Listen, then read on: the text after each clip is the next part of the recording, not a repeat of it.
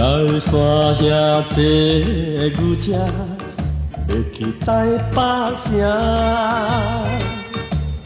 到山脚换坐一台上北的火车，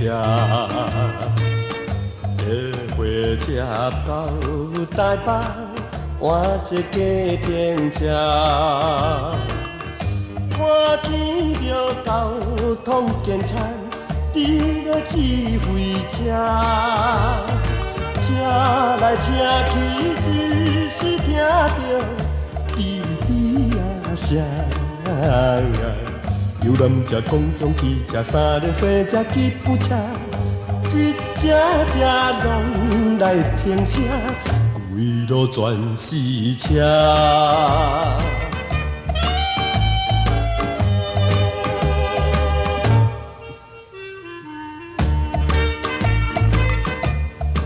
来山遐坐一台牛车要去繁华的台北城，真歹运到山骹牛车煞来跋落行，害我摔一个险险啊无死命。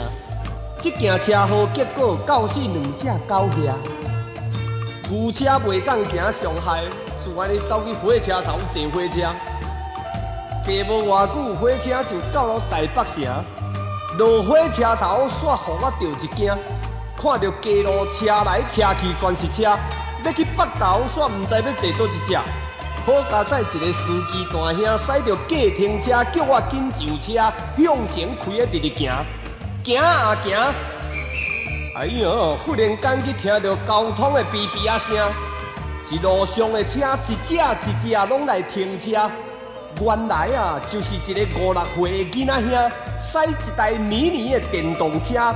大大方方大车路，甲当作运动场，驶咧四界行，害着对面来的150cc 的机车，车手煞换袂定，为着要闪迄台电动车，煞去弄着水肥车。迄个水肥车赶紧来刹车，赶！也毋过水肥已经喷出规半车，害我坐计程车规车煞臭夹夹，好佳哉！ 好佳哉！后壁对一台消防车，赶紧转水来甲我洗车，洗好车，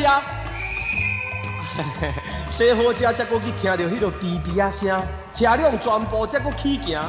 哎哟，也毋过想着会惊，所以讲我要拜托囡仔兄，交通规则恁着听。恁若发生事故，爸母的心是真痛疼，车路毋通当作运动场，才袂发生人命。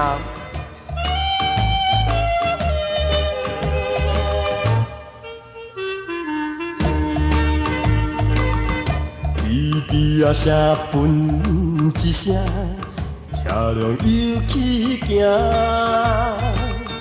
囡仔人发生事故，爸母心痛疼。